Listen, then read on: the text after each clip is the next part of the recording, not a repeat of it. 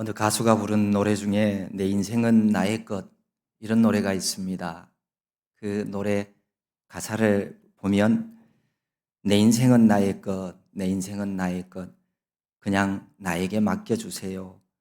내 인생은 나의 것, 나는 모든 것 책임질 수 있어요.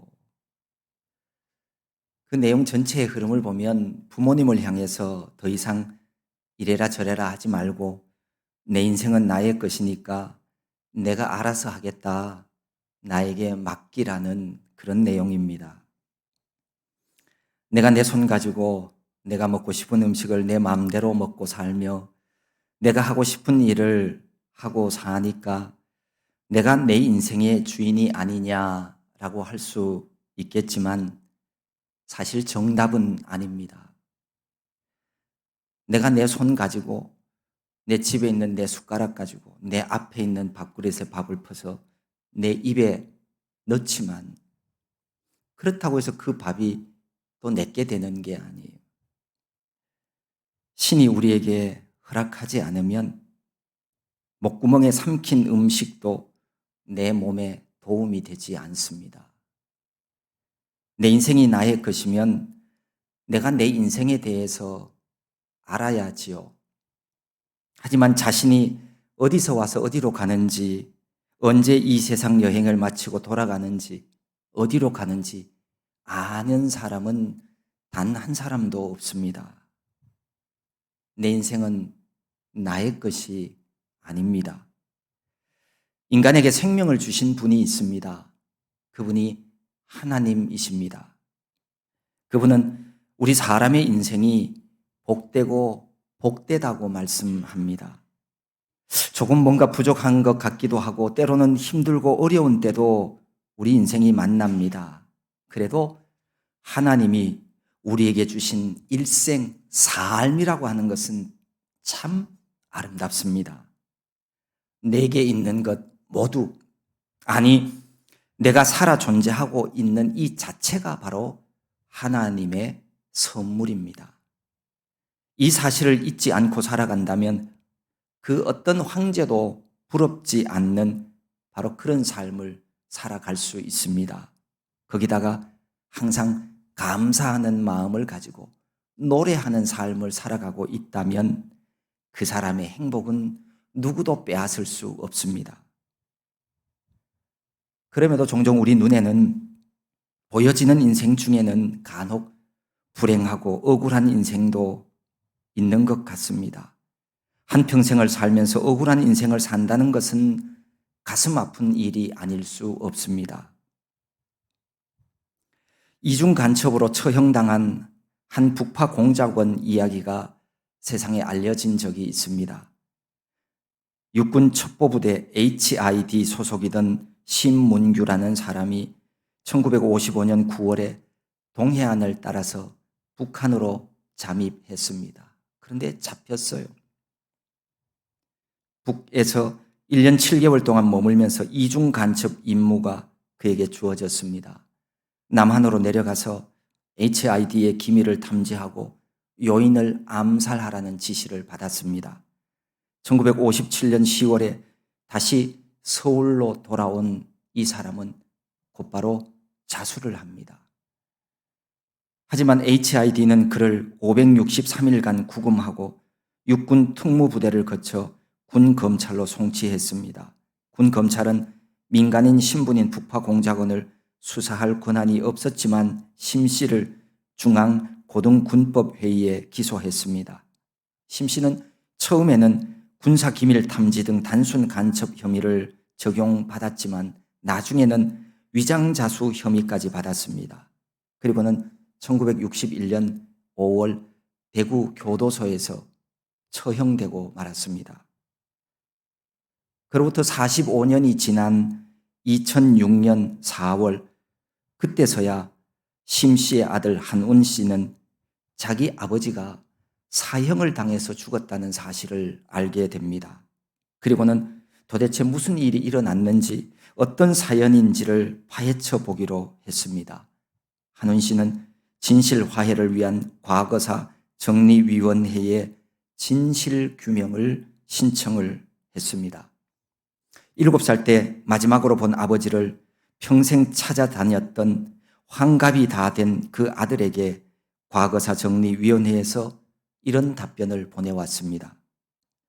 HID의 내부 신문 자료 등을 검토한 결과 간첩 신문규 신문경위 그 안에 들어있는 근거들은 그를 위장자수로 몰아가기 위해 조작된 것으로 확인됐다. 이중 간첩 혐의는 조작되었다고 밝혀졌습니다. 그래서 국가는 심씨 가족에게 사과하고 명예 회복을 위한 재심 등 필요한 조치를 하라고 권고했습니다. 그러나 안타깝게도 이미 명예를 회복할 수 있는 상황이 아니었습니다. 아버지가 사라진 뒤 어머니는 음독 자살을 했고 여동생은 급체로 숨을 거두었고 남동생은 생활이 어려워 남의 집에 양자로 보내졌는데 10년 뒤에 세상을 떠나고 말았습니다. 50년 만에 누명은 벗었지만 이미 그 가족은 산산조각이 난 뒤였습니다. 참으로 억울한 인생입니다. 세상에는 억울한 일들이 있습니다. 내 인생이 억울하다는 생각을 할 때가 언제일까요? 내가 생각지 않은 엉뚱한 좋지 못한 결과가 돌아올 때입니다. 나의 선한 의도를 오해하고 악한 사람으로 치부할 때 억울한 생각이 듭니다. 잠깐 동안의 오해라도 힘들고 괴로운데 한평생 사실과 다른 비난 속에서 산다면 정말 얼마나 억울하겠습니까? 그래서 이 세상이 끝이 아닙니다. 사람에게 주어지는 시간이 이 세상뿐이라면 너무도 인생은 불공평합니다. 억울한 일들이 너무 많습니다. 그냥 이렇게 이 세상에서만 끝낼 수 없는 것이 바로 우리 인생입니다. 그래서 하나님 심판이 있습니다. 온전하고 완전한 공의와 정의의 나라가 있습니다. 하나님이 다스리는 하나님의 나라 천국입니다. 때로 열심히 살다가 조금 억울한 일을 만나더라도 천국 소망을 가지고 살아가시기를 바랍니다. 여기에 또 한 사람의 억울한 사람이 있습니다. 청년 요셉입니다. 그는 아버지의 사랑을 많이 받았는데 그만 형들로부터 노예로 팔렸습니다. 굳이 그의 잘못을 말하라고 한다면 어린 나이에 부모님 사랑을 독차지하다가 보니 형들 앞에서 좀 거만했던 것 같습니다. 그것이 형들의 눈에 걸림돌이 되어 미움을 샀습니다.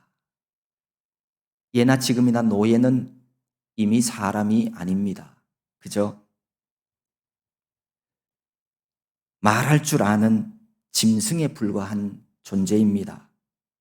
노예가 당하는 고통과 아픔 그리고 억울함 속에서도 이 요셉은 그럼에도 불구하고 주어진 자신의 삶을 최선을 다해 살아갑니다.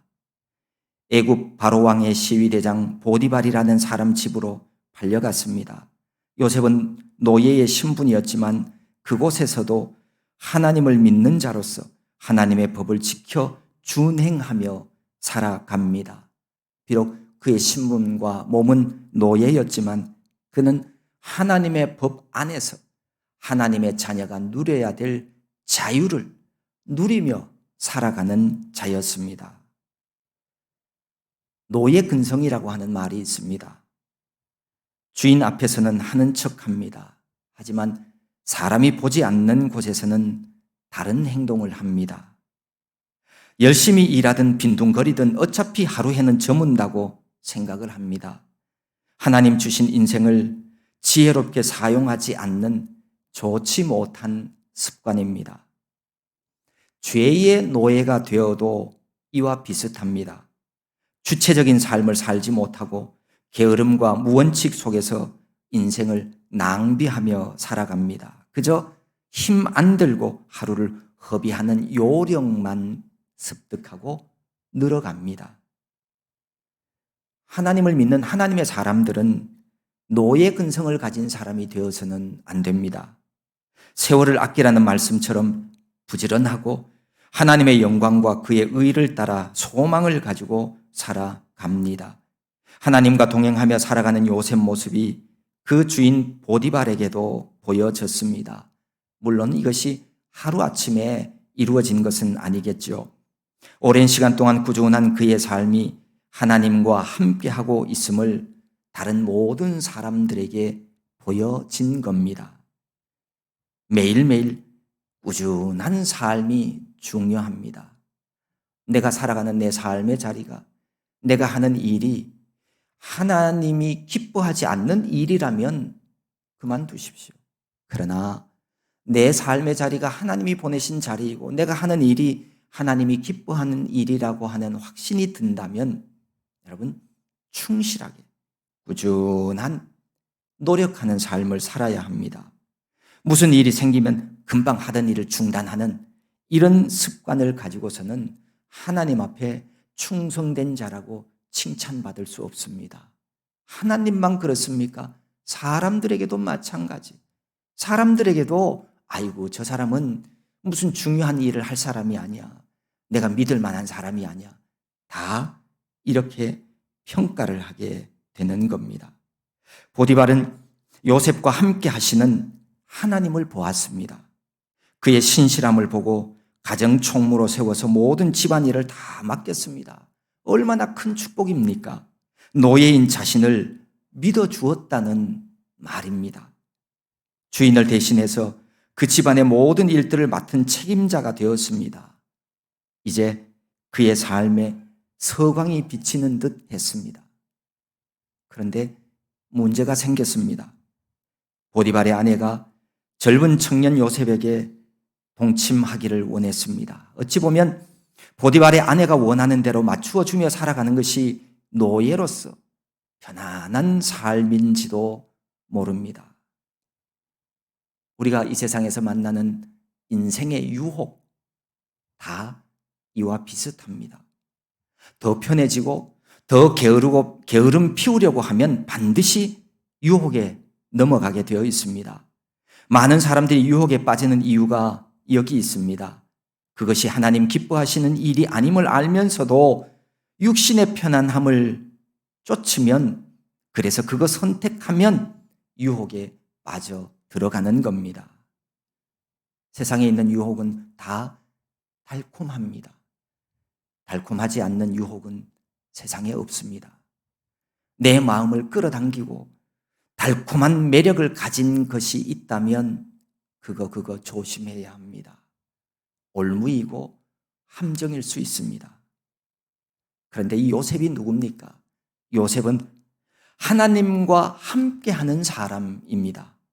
그는 거절했습니다. 내가 어떻게 그런 큰 악을 행하여서 하나님 앞에 죄를 지을 수 있습니까? 라면서 가당치 않는 소리로 받아들였습니다. 하지만 보디발의 아내가 날마다 유혹했습니다. 요셉이 얼마나 신실하고 지혜로운가 하면 요셉은 그의 요구를 들어주는 것이 아니라 그거는커녕 그 여인과 한자리에 함께 있지도 않는 겁니다. 자리를 피했어요.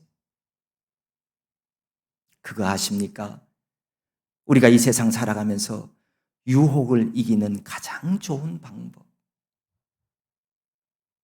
유혹을 이기는 가장 좋은 방법 중에 하나는 그 유혹의 자리에서 떠나는 거예요. 그 유혹의 자리를 피하는 겁니다. 아담과 하와가 선악과를 따먹는 죄를 범했죠. 거기에도 보면 왜 아담과 하와가 하나님이 범하신 그 선악과 나무 근방에 있었을까요? 보암직도 하고 먹음직도 하고 지혜롭게 할 만하지 않니? 왜 거기 가 있어요?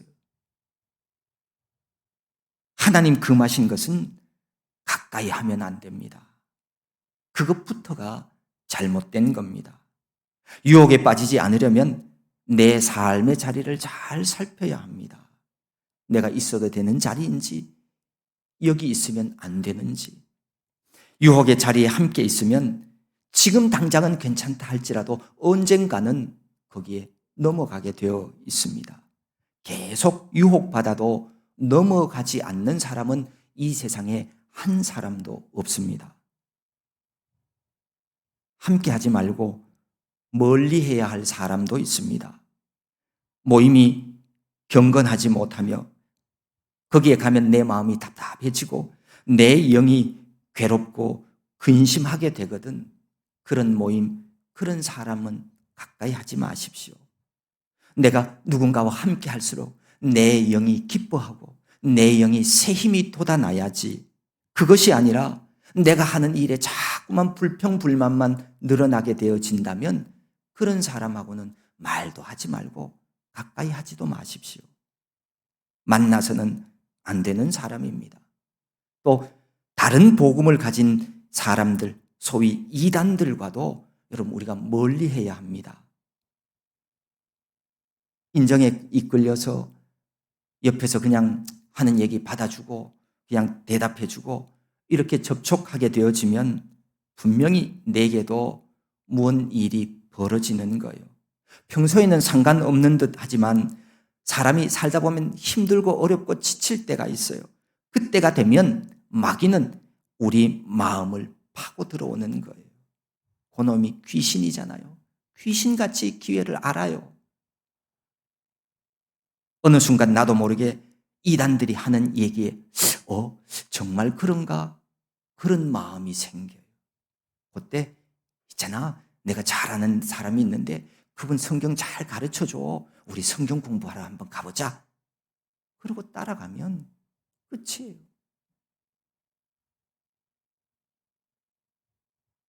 아예 끊어버리고 멀리 해야 합니다. 다른 복음을 가진 사람과는 교제도 하지 말고 사업도 멀리 하는 것이 좋습니다. 그게 올무이고 그게 바로 계획된 유혹일 확률이 많습니다. 멀리 할 것은 멀리 하고 떠나야 할 자리는 떠나는 것이 그게 믿음이고 그게 바로 거룩한 신앙생활입니다. 내려놓는 것 없이 새로운 것을 받아들일 수는 없습니다. 사망의 자리에서 벗어나야 생명을 얻을 수 있습니다. 악한 영의 괴계를 진멸해야 하나님의 거룩하신 뜻을 이루며 살아갈 수가 있습니다.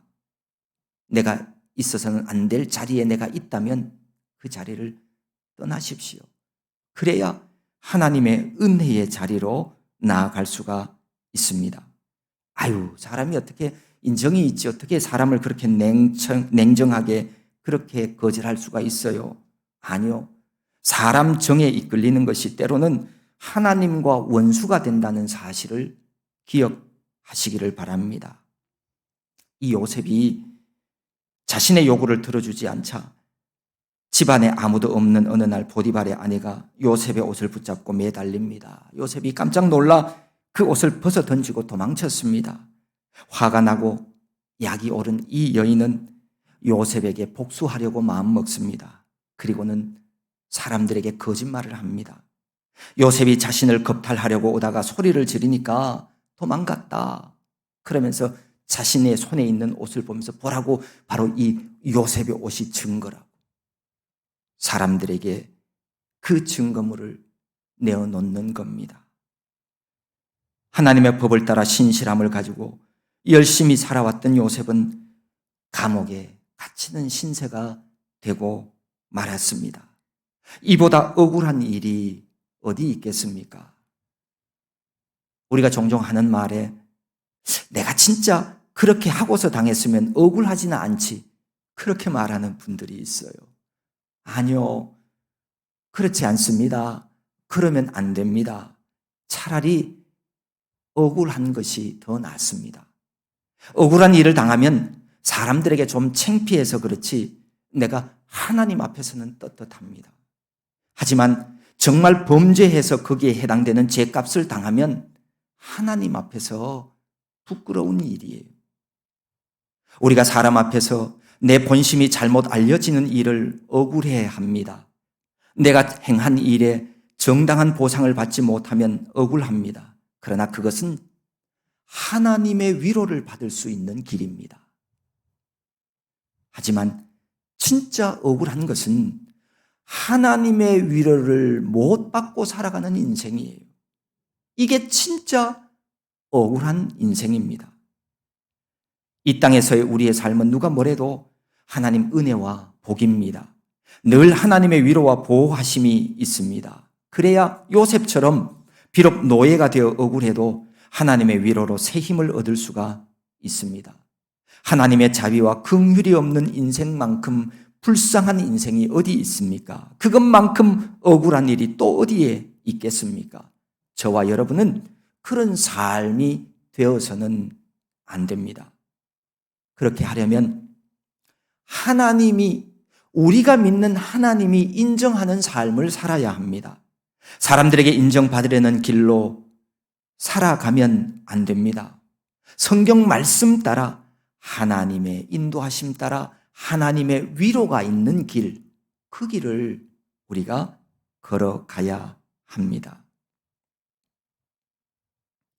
지나간 주간에 민족 고유의 큰 명절 추석이었습니다. 가배절이라고도 하고 중추절, 한가위, 그죠? 육신의 부모와 조상들을 기리고 그분들의 뜻을 되새기는 일, 그게 나쁜 일은 아닙니다. 좋은 일입니다. 그런데 그것이 좋은 마음을 그냥 벗어나서 조상이 내게 복을 주는 복의 근원이 되고 신이 되어버려서는 안 됩니다. 신앙생활을 하지 않는 사람들이 명절에 드리는 제사는 단순히 돌아가신 조상들을 기리고 추모하는 것이 아니라 신으로 섬긴다는 의미입니다. 조상들이 고맙기는 하지만 하나님보다 더 중요한 섬김의 대상이 되는 것은 하나님의 가르침이 아닙니다.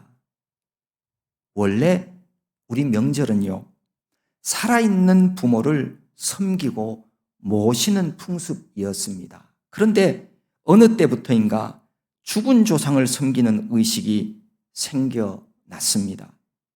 죽은 조상에게 제사하는 일은 우리 민족 고유의 전통이 아니라 조선시대에 이르러서 정치적인 흐름과 무관하지 않게 생겨난 일입니다.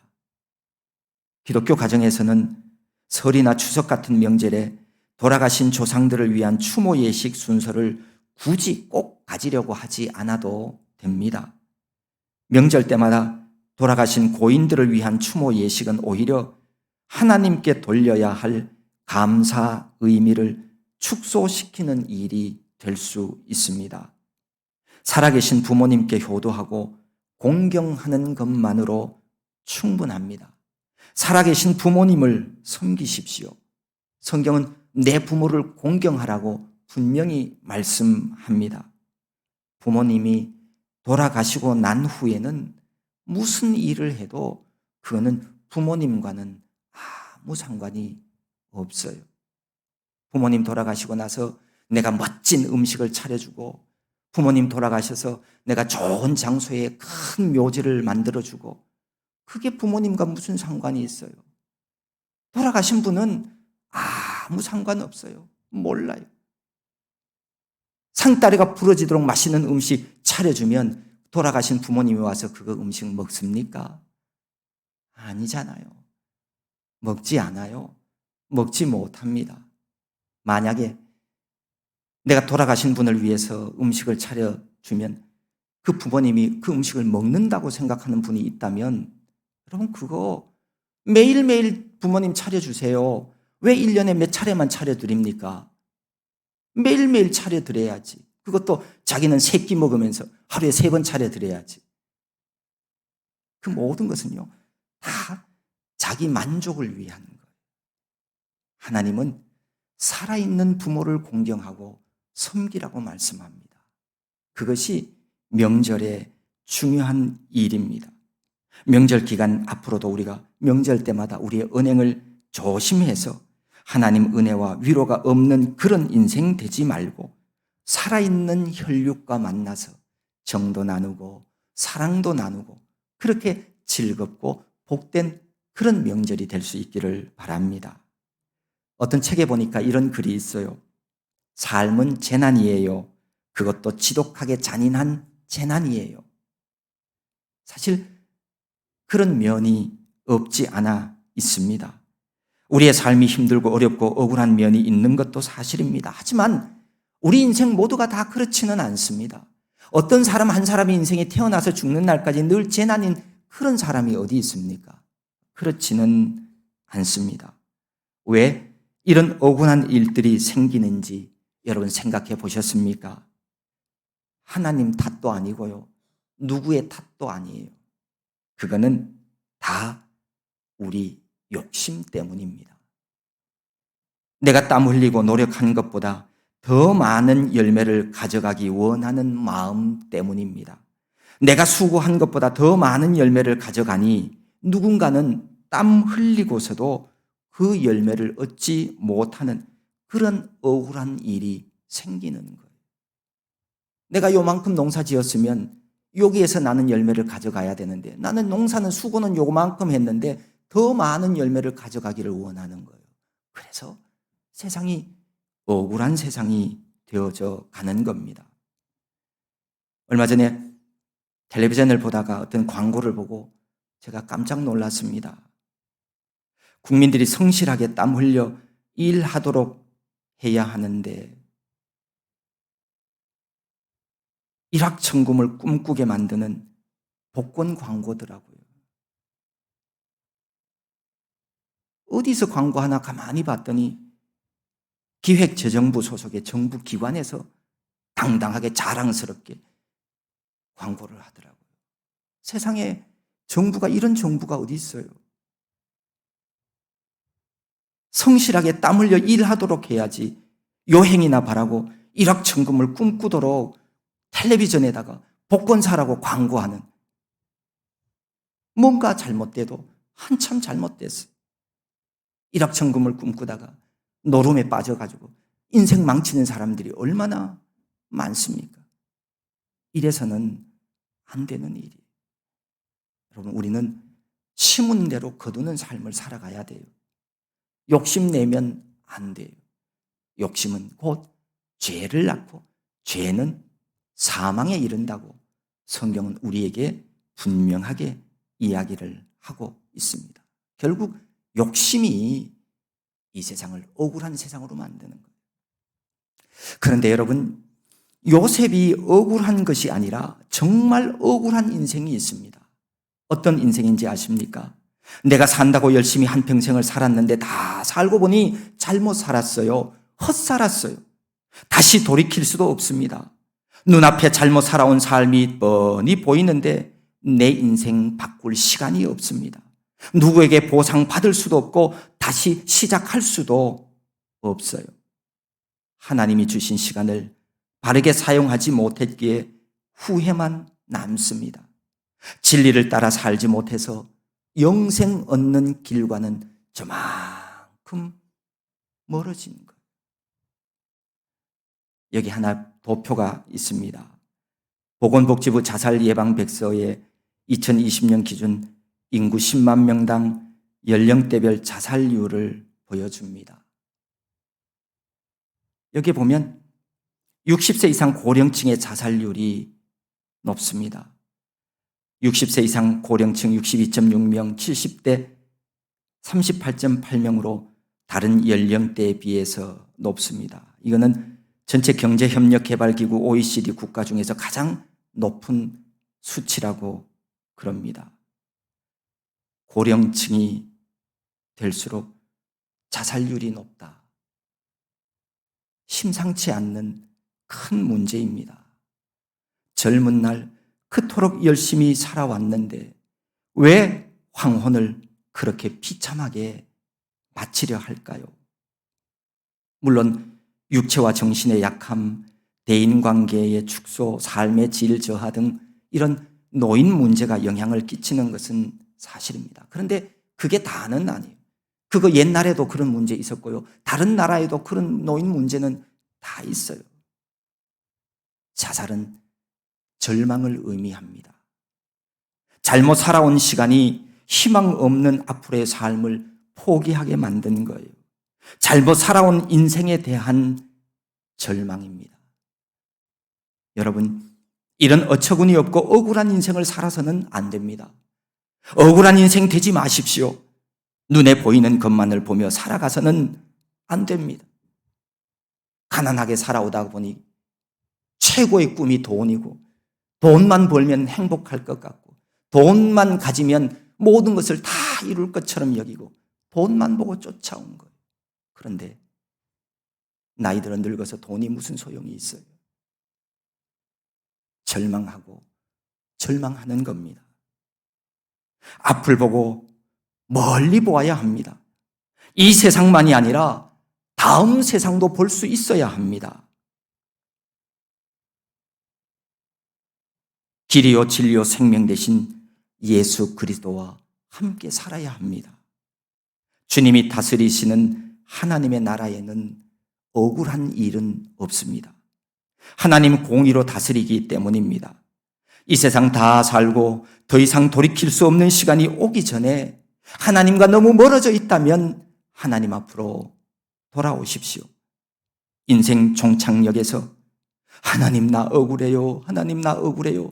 진짜 억울한 인생 되지 마시고 참 진리 되신 예수 안에서 생명력의 풍성함을 누리며 그렇게 살아가야 합니다. 일상 속에서 내 스스로 억울한 인생 만들지 마십시오. 하나님의 품을 떠나지 마십시오. 하루에도 수없이 많은 선택의 길목 앞에서 내 육신이 편한 길을 택하지 마시고 내 영의 미래를 위한 선택을 하셔야 합니다. 이 세상 육체를 가지고 사는 동안 힘들지 않는 사람은 한 사람도 없습니다. 힘들기 때문에 진리의 길을 포기한다는 것은 정말 바보 같은 짓입니다. 아무리 좋은 자동차가 있어도 기름이 떨어지고 배터리가 다 방전되면 그거는 그냥 쇳덩어리예요. 아무리 좋고 비싼 가전제품을 사가지고 와도 그거 전원에 전기가 들어오지 않으면 그것도 무용지물이에요. 아무 소용없어요. 마찬가지입니다. 사람이 아무리 위대한 피조물이라 할지라도 우리의 생명의 주인 되신 하나님과 우리의 생명줄이 연결되어 있지 않으면 억울한 인생으로 끝나는 겁니다. 내가 지금 하나님과 멀어지는 생활하고 있다면 억울한 인생이 될 가능성이 높습니다. 하나님과 멀어지는 이유가 혹시 내 욕심이나 게으름 때문이라면 과감하게 결단하셔야 합니다. 억울한 인생이 되는 것은 누구 탓이 아니라 내 잘못입니다. 나의 선택입니다. 우리에게 생명을 주신 하나님의 뜻대로 살지 않기 때문입니다. 주님 은혜 없는 인생을 살아가면 결국 뒤에 남는 것은 후회와 눈물밖에 없습니다. 인생은 짧습니다. 인생의 주인이 누구인지를 바르게 알아서 억울한 인생으로 사는 자가 되지 마십시오. 오직 진리 되신 예수 그리스도와 동행함으로 날마다 천국에서 살아가는 여기 있는 저와 여러분 모두가 될 수 있기를 소망합니다. 하나님 아버지 고맙고 감사합니다. 우리를 구원하려 독생자 예수 그리스도를 보내어 주시고 예수 그리스도를 통하여 구원 얻은 참 생명의 자녀 되게 하여 주심을 감사합니다. 하나님 없는 삶을 살아 억울한 인생 되지 않고 우리 주님과 함께 풍성한 생명력을 맛보며 누리며 천국의 삶을 살아가게 하여 주시옵소서. 예수님의 이름으로 기도하옵나이다. 아멘.